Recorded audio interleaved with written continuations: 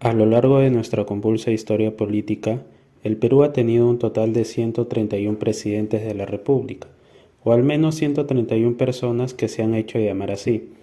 Desde los primeros años de la emancipación se empezó a discutir qué sucedería con el Perú, qué forma de gobierno adoptaría y quién gobernaría. Se pensó desde un modelo monárquico hasta uno republicano gobernado por un presidente. El problema era la discusión sobre si el Perú estaba listo para gobernarse a sí mismo. Incluso se pensó en traer a un príncipe europeo para que se hiciera cargo del gobierno. Sin embargo, una vez establecida la República surgió un nuevo problema: ¿quién gobernaría y quién lo elegiría?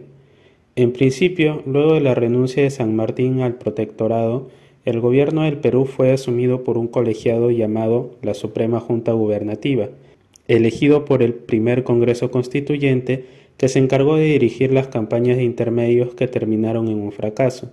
Esto motivó que se forme el llamado primer golpe de Estado, el conocido motín de Balconcillo, que exigió al Congreso Constituyente que se nombre a un solo jefe supremo, recayendo este cargo en José de la Riva Agüero y Sánchez Boquete, convirtiéndose en el primer presidente del Perú.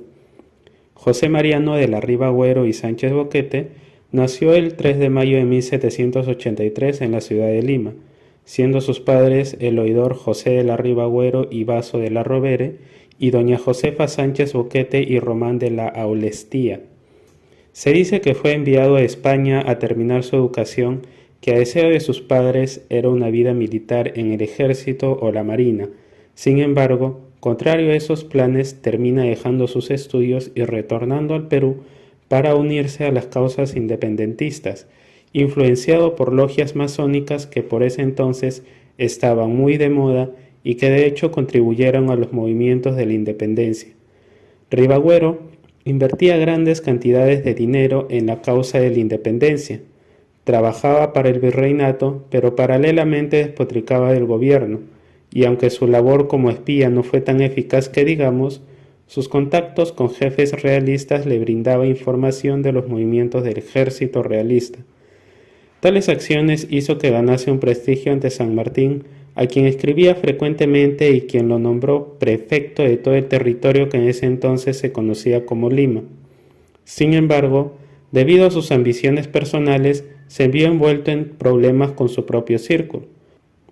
Cuando San Martín se encontraba en Guayaquil, el gobierno interino quedó a cargo de Torre-Tagle.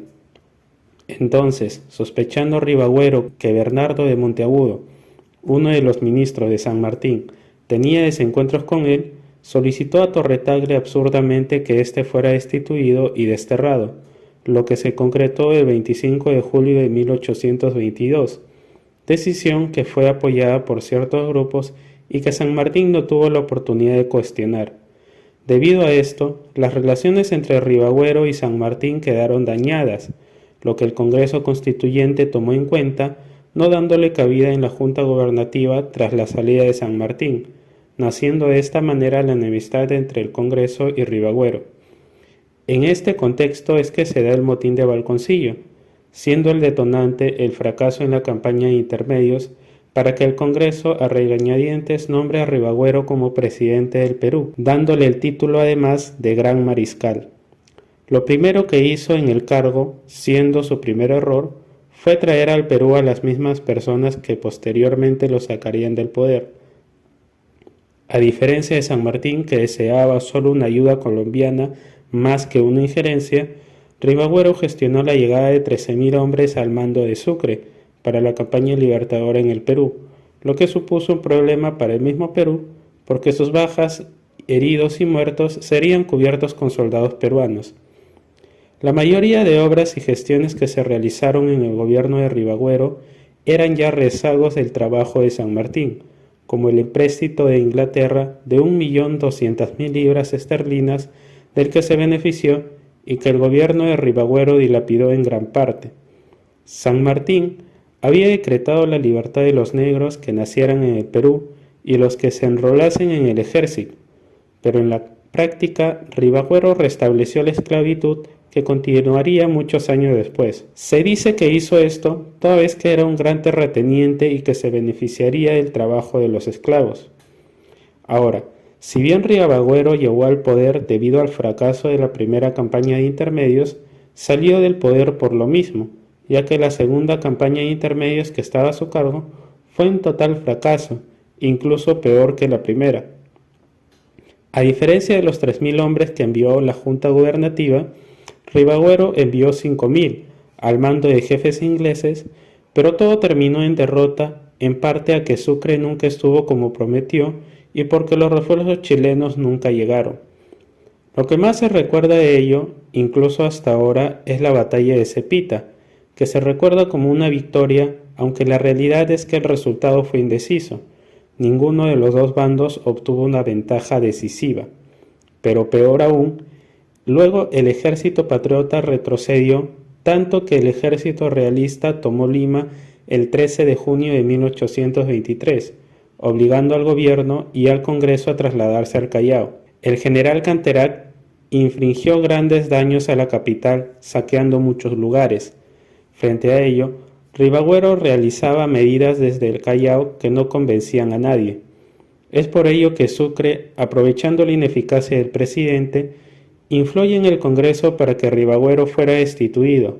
Es más, el mismo Rivagüero acepta la destitución cuando le fue notificado por el presidente del Congreso y dos de sus secretarios. Sin embargo, luego Rivagüero desconoce esta destitución y todo empeora. Luego de todo esto, Rivagüero se traslada a Trujillo con un grupo de congresistas y se atribuye funciones dictatoriales que nadie hacía caso.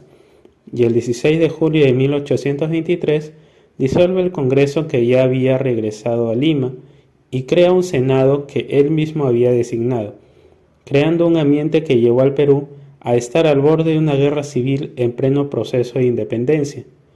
Esto fue aprovechado por los partidarios de Simón Bolívar para apoderarse del Congreso y preparar su llegada.